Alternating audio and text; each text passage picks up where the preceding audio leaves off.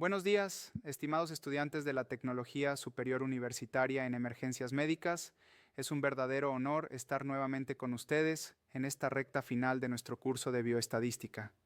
Hemos recorrido un camino largo y exigente, aprendiendo a recolectar datos, a calcular tasas de mortalidad, a entender la probabilidad y a diferenciar entre variables.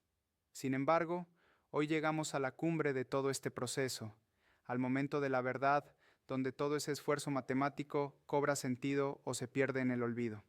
Hoy vamos a hablar sobre la presentación de informes y la normativa APA, abordando la estructura del reporte estadístico, la citación de fuentes, la elaboración de la discusión y, muy importante, la ética en el manejo de datos según las normas APA séptima edición.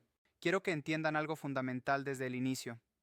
El ciclo de la investigación bioestadística en emergencias médicas culmina única y exclusivamente con la comunicación efectiva de los hallazgos. Ustedes pueden haber calculado la tasa de letalidad más precisa de la historia, ajustada por severidad y tiempo de respuesta, pero ese dato rigurosamente calculado carece de valor absoluto si no se presenta de manera clara, rastreable y ética a los tomadores de decisiones. Imaginen por un momento que ustedes son los directores de una base operativa del EQ 911 en Manabí y descubren a través de sus cálculos que la mortalidad por trauma en motociclistas ha subido un 20% en el último trimestre. Si ustedes escriben ese hallazgo en una servilleta o en un correo mal redactado, sin sustento y sin formato, nadie les va a creer y, peor aún, nadie va a actuar. La estructura formal de un reporte estadístico, regida por normativas internacionales como el Manual de Publicaciones de la American Psychological Association, APA por sus siglas en inglés, es la herramienta que garantiza que la evidencia científica que ustedes generan se convierta en una política pública sólida. No estamos aprendiendo APA para cumplir un capricho académico, ni para complicarles la vida con sangrías y paréntesis. Estamos aprendiendo un lenguaje universal. La necesidad de estandarizar la presentación de informes surgió históricamente de la urgencia de establecer un lenguaje común en la ciencia, superando la ambigüedad y el sesgo interpretativo. El estilo APA, cuyos orígenes datan de 1929, ha evolucionado hasta su séptima edición en 2019, simplificando y clarificando las reglas para que la lectura sea fluida y la fuente verificable. Para ustedes, en el área de la salud, la adopción de APA no solo evita el plagio, sino que confiere credibilidad y rigor académico a su trabajo. Entremos en materia sobre cómo se construye esta credibilidad. La estructura estándar para la redacción de informes científicos en el área de la salud es el modelo conocido como IMRID, que es el acrónimo de Introducción, Métodos, Resultados y Discusión. Este modelo no es simplemente un formato de llenado, es un marco lógico que sustenta la transparencia y la replicabilidad de la investigación. Cuando ustedes redacten un informe operativo, por ejemplo, una evaluación de daños y análisis de necesidades, o EDAN, deben seguir esta lógica. La introducción establece el contexto y la justificación, respondiendo a la pregunta de por qué se midió el fenómeno, como podría ser la alta tasa de mortalidad específica por causas externas en Ecuador. Si no explican el por qué, el lector no tendrá contexto. Luego vienen los métodos, que es el componente que asegura la validez del estudio. Aquí es donde ustedes deben documentar el diseño, el tamaño de la muestra, la operacionalización de variables y las técnicas de análisis, por ejemplo, especificando que utilizaron el cálculo de la tasa de incidencia acumulada o el percentil 90 para el tiempo de respuesta. Un método detallado es lo que permite a otros investigadores o a un auditor del Ministerio de Salud Pública replicar el estudio o auditar la calidad del dato. Posteriormente llegamos a la sección de resultados. Aquí se requiere una presentación objetiva de los hallazgos estadísticos mediante texto, tablas y figuras estandarizadas según APA 7. Y finalmente, la sección más intelectualmente desafiante, la discusión. Este es el ejercicio de interpretación, donde los hallazgos se confrontan con los antecedentes teóricos que plantearon en la introducción. En reportes operacionales de TEM A veces esta discusión se fusiona con las conclusiones y recomendaciones para priorizar la acción. Pero cuidado, un error común del novato es presentar resultados sin interpretación, limitándose a decir, la tasa fue alta. Un experto, en cambio, enlaza la estadística con la teoría en la discusión, explicando, por ejemplo, que el tiempo de respuesta excede el estándar, lo que sugiere una falla crítica en el proceso operativo. Ahora bien, hablemos de un aspecto que en Ecuador es vital y tiene implicaciones legales serias, la ética y la confidencialidad.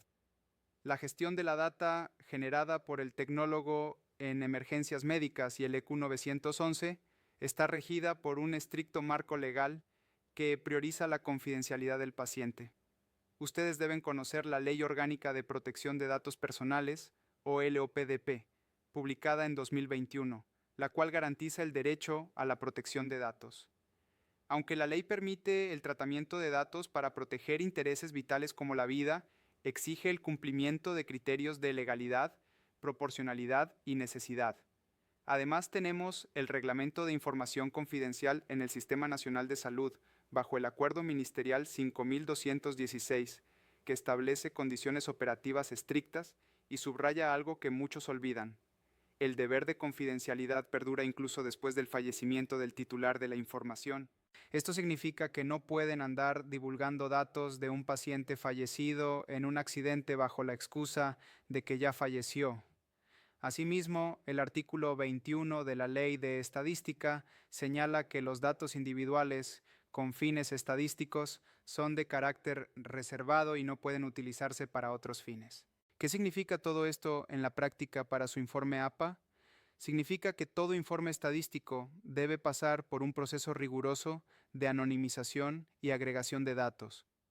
Ustedes deben eliminar identificadores directos como nombres o números de cédula y presentar los datos agrupados en tasas, proporciones o promedios.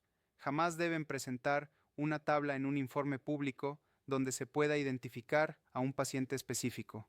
Este contenido que estudiamos hoy resuelve la brecha entre el cálculo matemático y la aplicación práctica, transformando datos crudos en inteligencia operativa.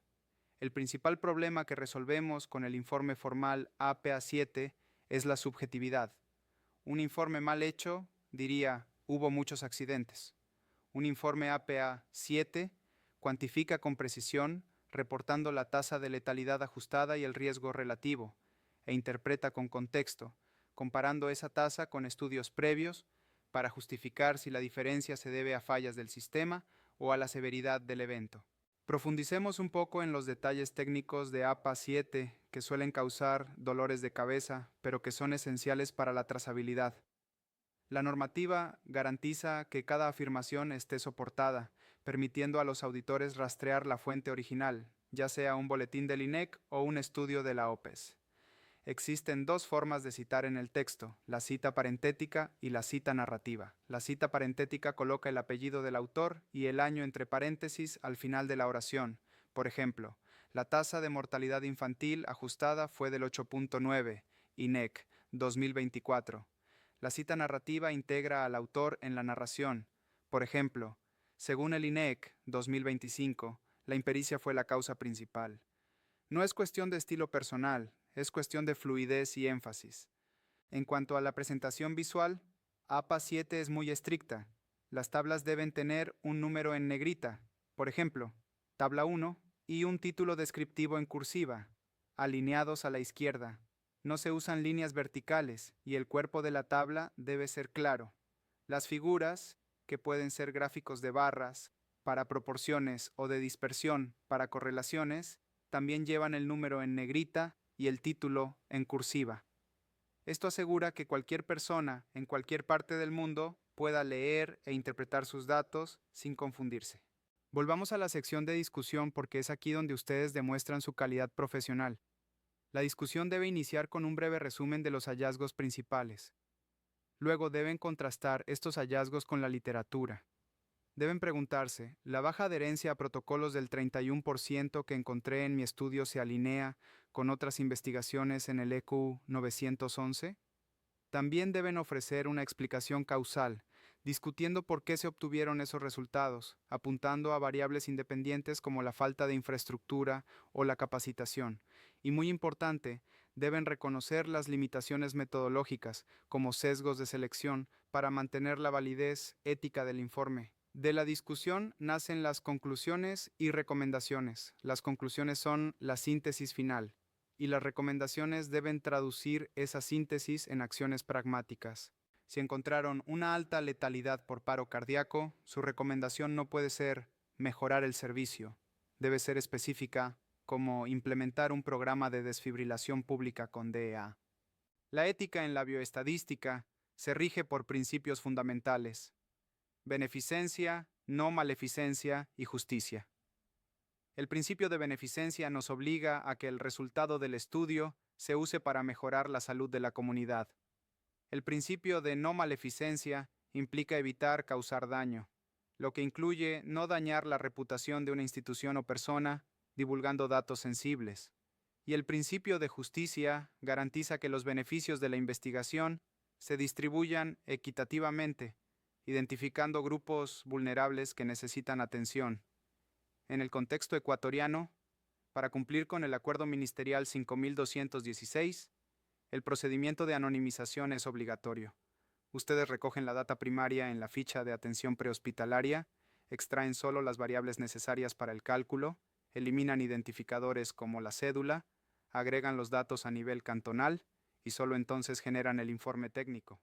Para asegurar que su trabajo cumpla con todo esto, les recomiendo usar una lista de verificación o checklist de auditoría. Antes de entregar un informe, verifiquen: el objetivo está claramente definido en la introducción, se especifican las fuentes de datos en los métodos, las tablas y figuras siguen el formato APA con negritas y cursivas. Verifiquen si los indicadores clave como el tiempo de respuesta percentil 90 se presentan con su denominador claramente definido. Y sobre todo, asegúrense de que todas las fuentes citadas en el texto aparezcan en la lista de referencias y viceversa. Un error común es citar terceras fuentes sin rastreo.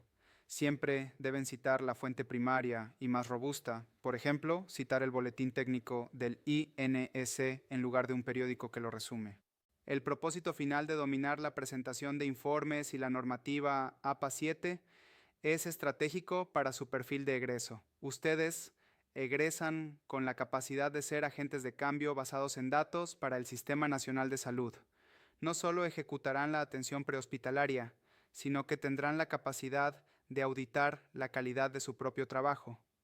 Esto tiene un impacto directo en la gobernanza, permitiéndoles participar en la planificación de la gestión de riesgos y garantizando que los recursos, como las ambulancias, se asignen basándose en tasas de riesgo reales, como la densidad de incidencia. Además, el cumplimiento legal y ético refuerza la confianza pública en los servicios de emergencia del Ecuador. Quiero cerrar esta clase recordándoles que un informe bien hecho, que respeta la normativa APA, que presenta datos válidos y que protege la identidad de los pacientes, es una herramienta poderosa. Es la diferencia entre una opinión que se lleva el viento y una evidencia que cambia leyes, mejora protocolos y, en última instancia, salva vidas. Ustedes son la nueva generación de profesionales que no solo actúan con las manos, sino que piensan con datos. La validez interna de su reporte depende de que su discusión sea coherente con sus resultados. La aceptación profesional depende de su objetividad, basándose en datos operativos como los tiempos del SU 911 y no en percepciones. Y su éxito legal depende de la anonimización rigurosa. Así que, la próxima vez que se sientan frustrados por tener que buscar cómo se cita una ley en APA o cómo se formatea una tabla, recuerden que están construyendo la armadura que protegerá su trabajo y la evidencia que mejorará nuestro sistema de salud. Muchas gracias por su atención y éxito en la elaboración de sus informes finales.